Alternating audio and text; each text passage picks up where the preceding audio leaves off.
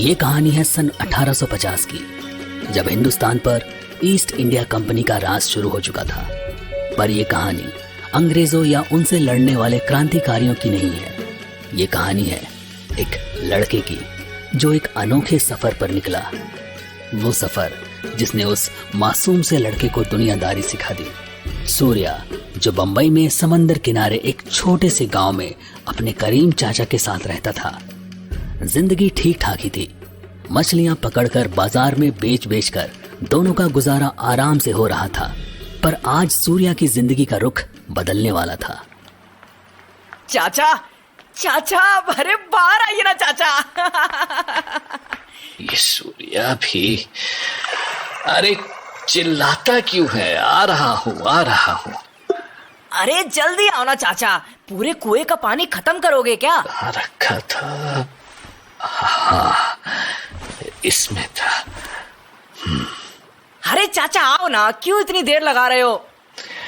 अरे आ गया। बोल, क्यों चिल्लाए जा रहा है? आ ही तो रहा था ना। बताता हूँ, पर तुम मुझे पहले ये बताओ कि इतनी उम्र होने के बाद भी तुम इतने जवान कैसे दिखते हो? अरे शैतान कहीं का। वैसे ये तो कुछ भी नहीं। तेरे पिताजी तो... वो सब छोड़ो चाचा, मेरे पिता अब तुम ही हो। अपने पिता को तो कभी देखा भी नहीं मैंने। अभी देखो मैं क्या लाया हूँ हमारे लिए। क्या लेके आ गया? अरे मेरे साथ आओ तो। अरे पागल, कहाँ खींच के ले जा रहा है मुझे? चाचा, तुमको याद है मैंने क्या बोला था जब मैं छोटा था?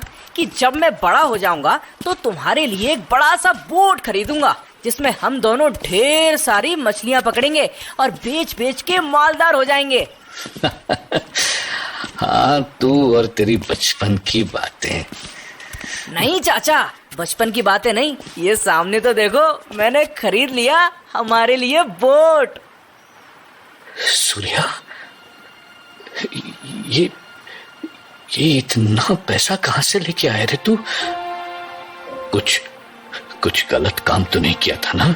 अरे नहीं चाचा, मैं तुम्हारा बच्चा हूँ, गलत काम थोड़ी ना करूँगा। बचपन से बचा रहा था ये पैसे, एक एक आना। जब मच्छी बेच के आते थे ना तो उसमें से कुछ पैसे बचा लिया करता था।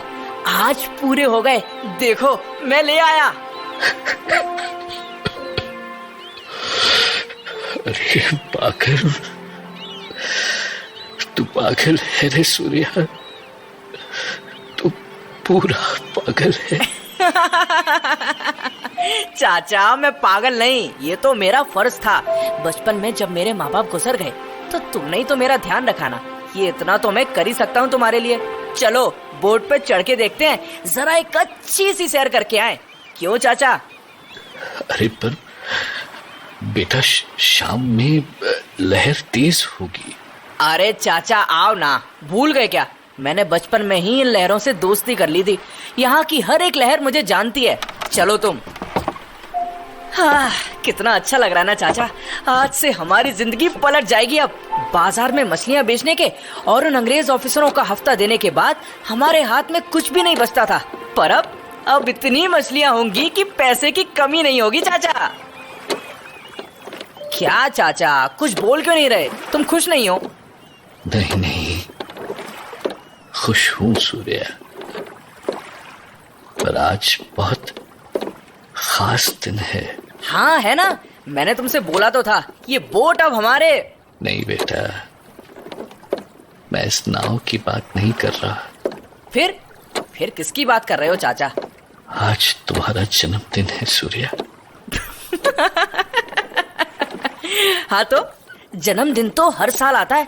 इतनी बड़ी नाव के सामने तुमको मेरे जन्मदिन की पड़ी है क्या चाचा? तुम भी नहीं बेटा, बात बस जन्मदिन की नहीं है। बात यह है कि आज तुम 18 साल के हो चुके हो और अब वो वक्त आ गया है कि मैं तुम्हें एक बात बताऊं जो तुम्हारे पिता ने मुझे तुमसे बताने का वादा लिया था। कौन सी बात चाचा? और मेरे पिता ने तुमसे कब वादा ले लिया? उनकी मौत तो पानी में डूब के हुई थी ना? हाँ, पर न जाने क्यों जब वो यहां से जा रहा था उसको अंदाजा हो गया था कि ऐसा कुछ होगा, इसीलिए उसने मुझसे वादा ले लिया था। और अब वक्त आ गया है कि मैं वो वादे को पूरा करूं। एक वादा तो मैं पूरा नहीं कर सका, पर मैं दूसरा वादा बिल्कुल नहीं तोड़ सकता। कौन सा वादा चाचा, और कौन सा वादा तुम निभा नहीं सके? क्या बोल रहे हो? जाने से पहले रुद्र प्रताप ने मुझसे एक नहीं 3 वादे लिए थे। पहला था तुम्हारा ख्याल रखने का, दूसरा तुम्हारी माँ का ख्याल रखने का, और तीसरा ये राज तुम्हारे 18वें जन्मदिन पर तुम्हें बताने का। पर तुम्हारी माँ की मौत तुम्हारे पिता के मरने की खबर सुनते ही हो गई, तो एक वादा तो वही टूट गया मुझसे।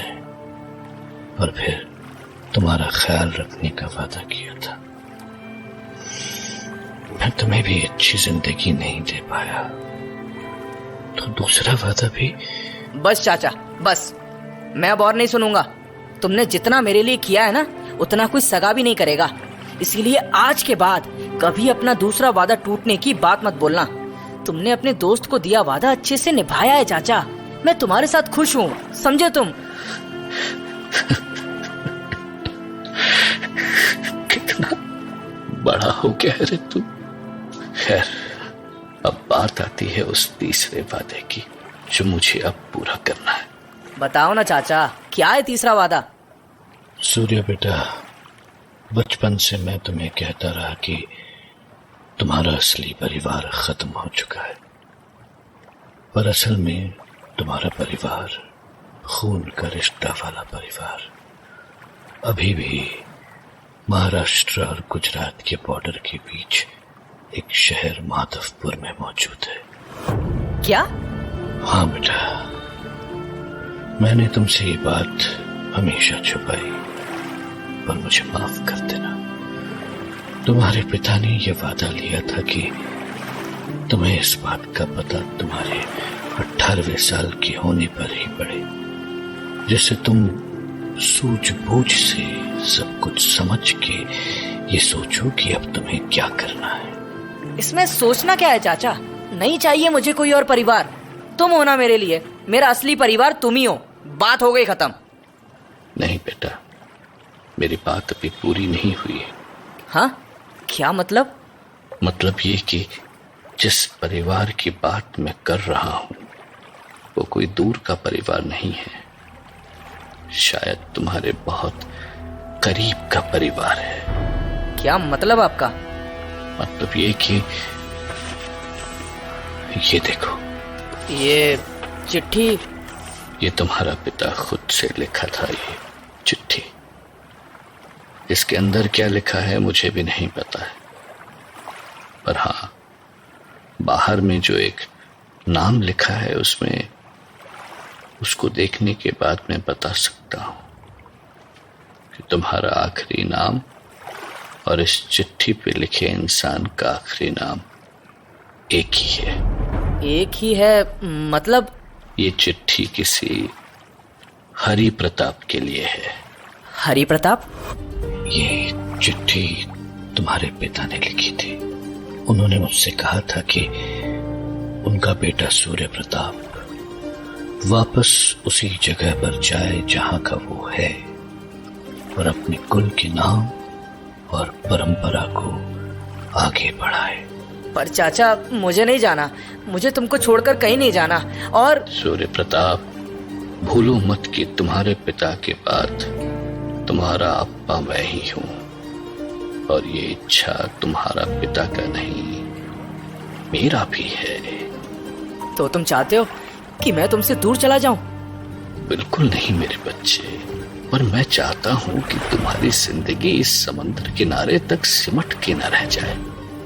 जाओ, दुनिया देखो, दुनियादारी समझो, अपने असली परिवार से मिलो, और अगर उसके बाद तुम्हें कभी मेरी याद आ जाए तो अपनी नाव इस ओर मोड़ लेना।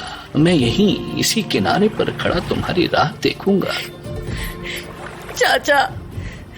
घबरा मत सूर्या, मेरा दुआ, मेरा आशीर्वाद सब तेरे साथ है।